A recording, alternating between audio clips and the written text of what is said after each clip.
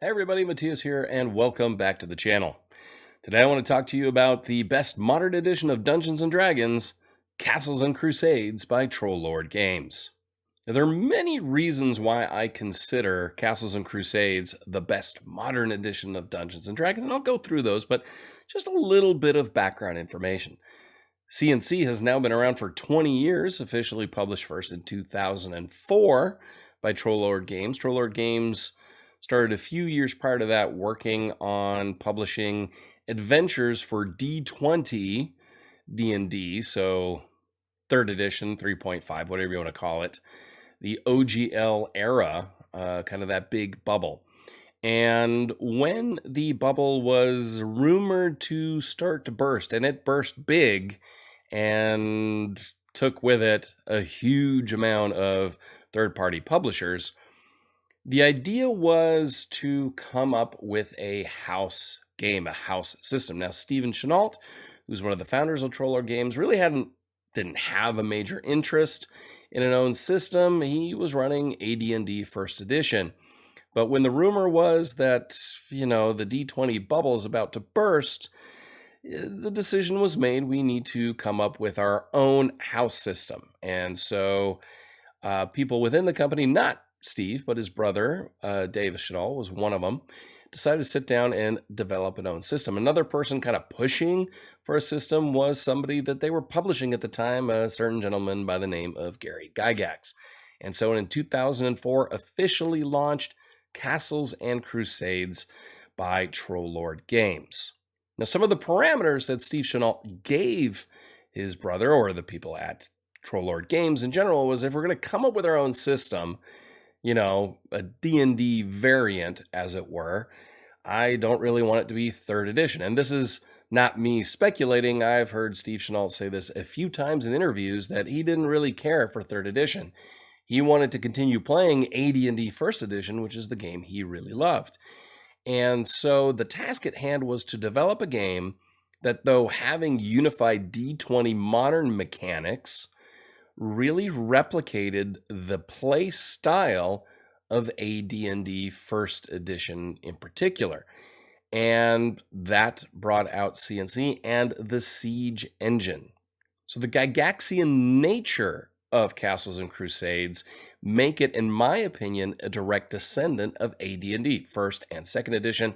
Many have called it the 3rd edition of AD&D, and I think there's not a huge stretch there to say that is so. So the mechanics, though, are a little bit different. So in AD&D, of course, you had non-unified mechanics. Sometimes you D20, you'd roll high, saving throws, attacks. Sometimes you roll equal or less, say, skill checks, for lack of a better term, so attribute checks. Sometimes you rolled a D6, sometimes a D100, sometimes a D10. There were different subsystems that had a reason behind it. But, modern D20 really went to a unified single mechanic D20, and that's where the Siege engine was born out of.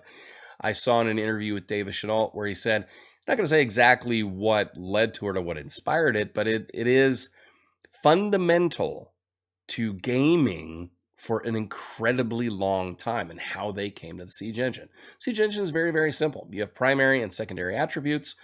Anything rolling against a primary attribute, your target number is a base of 12, and then you add or subtract challenge levels based on what you're trying to do and who your target is and so on. If it's a secondary attribute, you are doing a save or a, say, skill check, for lack of a better term, attribute check against, then the base is an 18, adjusted then by levels and what you're trying to do. This makes it pretty straightforward and very intuitive and super sleek. It was also the first time I really saw that saving throws were directly tied to attributes. Now, you had will save and fortitude save and reflex saves in 3rd edition, but you didn't have constitution save, dexterity save, strength save, which now you do in 5th edition.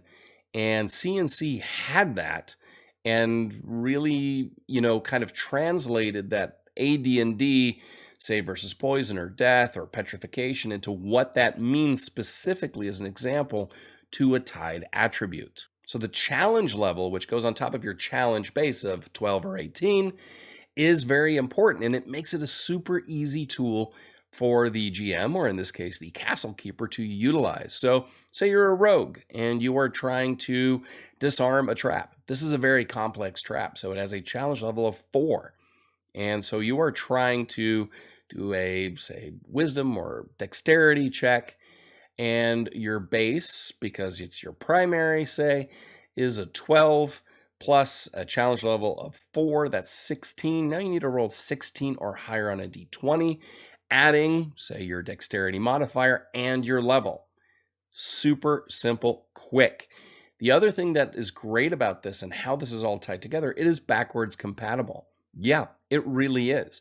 If you can figure out how to do the math in terms of THACO or armor class, which is super easy to do, you can run AD&D first and second edition modules and stats and monsters with CNC.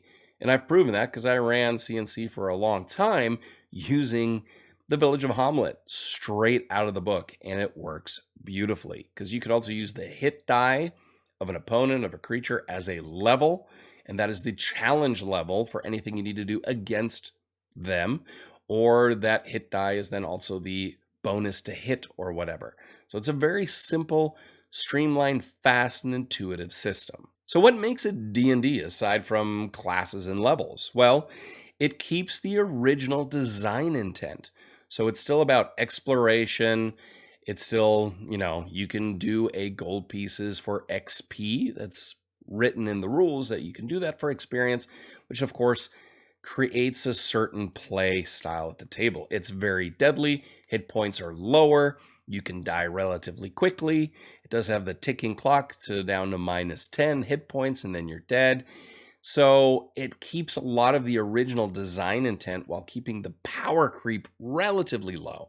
Also, XP tables are different by class. So not like in 3rd edition when they unified XP for all classes, which in my opinion is a mistake. The XP is different by class, which means a rogue will gain levels quicker than a wizard, but of course a wizard long-term is way more powerful than a rogue, so you get your long-term balance.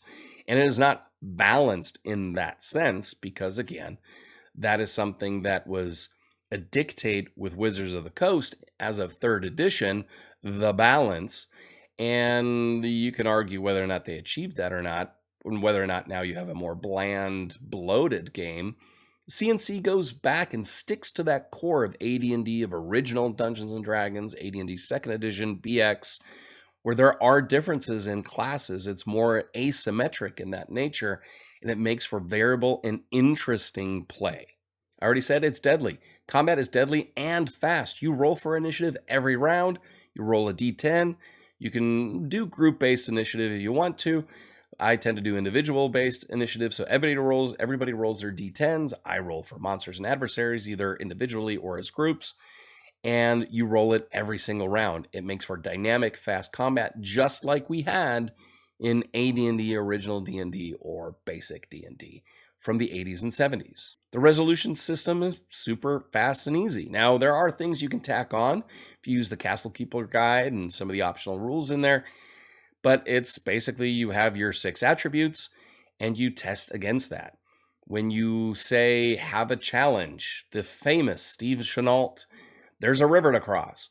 Now you can use strength to try to swim across it, maybe use intelligence to see if you can decipher a way around it, or maybe wisdom because you've encountered something like this before and you go back into your muscle memory or your mind memory to try to figure out how to come across that, or agility to balance across a log.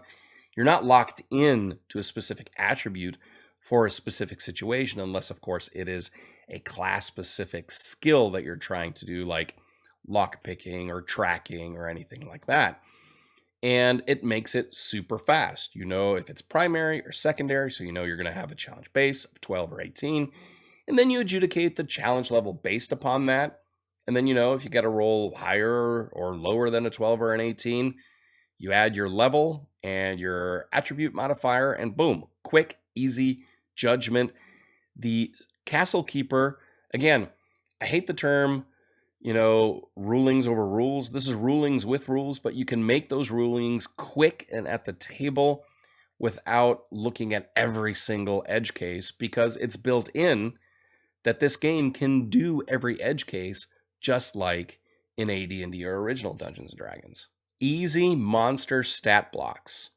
Now, if there's one thing, having run a lot of modern D&D, so 3rd edition, 5th edition for the last, almost 20 years, the monster stat blocks are a pain. They are huge, there's a ton to consider, and they're annoying.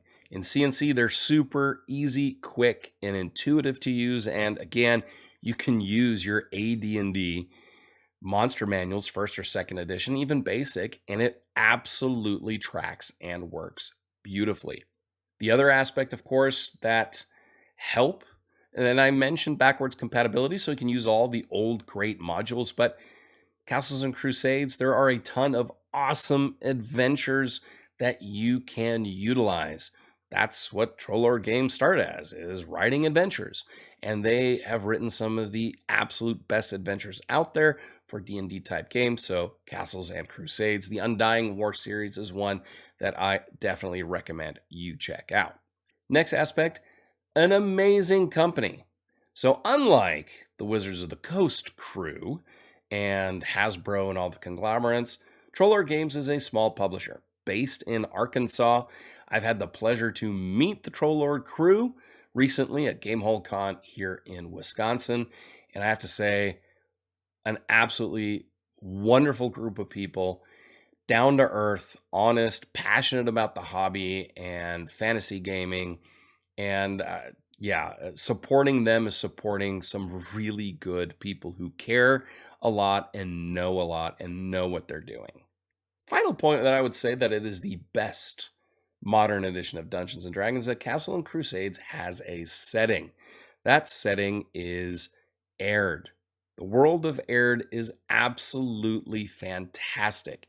Greyhawk inspired, according to Steve himself. He loved Greyhawk, and then they moved it into their own setting, and there are some callbacks to Greyhawk within it, but it is deeply fleshed out, but not so much that you are overwhelmed as a GM or castle keeper, but there is enough information there to get you some amazing adventure seeds with great history and background and religion, and they don't move the timeline forward beyond where it's published from day one when they published Aihrde, because it is your world to create. They also don't have a ton of heroes in the world. You are the hero. It is the story that the players with the castle keeper at the table tell, and it is a true D&D sandbox to explore, and so many great aspects of it. If you're interested in it, let me know down in the comments, and I will do a deep dive into Aihrde in future. The final thing I want to mention as to why it's the best modern edition of Dungeons & Dragons is this right here, the Castle Keeper's Guide. Now, I will argue, this is a hill I will stand on and defend, that the best Dungeon Master's guidebook ever made was by Gary Gygax in AD&D 1st edition. The only DM's book or GM's book since then that is Dungeons & Dragons, either specific edition or let's call it adjacent edition, that comes close to equaling that is this right here. It gives you invaluable advice on how to actually be a CK, so Castle Keeper again, how to run games, how to create worlds. It also has a lot of great variant rules and options in there that I highly suggest. If you are tired of Vancian magic, it has a mana point system, a roll to cast system, or I actually combined the two to make a point casting roll to cast system, which my players have all enjoyed, and I've run multiple campaigns using that. You don't need the Castle Keeper's Guide. You just need the player's handbook and the Monsters and Treasures book, and then you're good to go. But I highly recommend, if you're going to run Castles and Crusades, to get the Castle Keeper's Guide. It is by far the best post AD&D 1st edition DM, GM, CK book ever written. in my opinion. The attention to detail, the explanations they go through, and how you can implement different things in there is absolutely fantastic, especially using that siege engine system that they developed for CNC. It's fantastic. Everything from hirelings to adherents, as they call them, mass combat, domain rules, world building. I mean, dungeon and underworld ecosystem stuff. I mean, it is fantastic. Weather, economics, you name it, travel, everything is in here. It is the best modern resource for any game master, period. So there you have it, a general summation as why I consider Castles and Crusades the best modern edition of Dungeons and Dragons, a true successor to what Dave Arneson and Gary Gygax created all those decades ago. I recommend you check it out. In fact, right now you can head on over to Troll Lord Games website. Link is down in the description, and you can download the 7th printing of the Player's Handbook for free. That's right, for free to check it out. There's also going to be a Reforged edition that's going to hit the shelves in the near future, and what that basically is, it's the current 8th printing that I have of CNC with all the OGL stuff taken out of it, and a few little edits and tweaks and a little bit more information thrown in there. If you're interested in more Castles and Crusades stuff, let me know down in the comments. And if you've played it yourself, I'd like to know what you think of Castles and Crusades. Anyway, I hope you enjoyed this video. If you did, don't forget to hit like, subscribe, and share. Until next time, I am Matthias, and I will talk to you soon.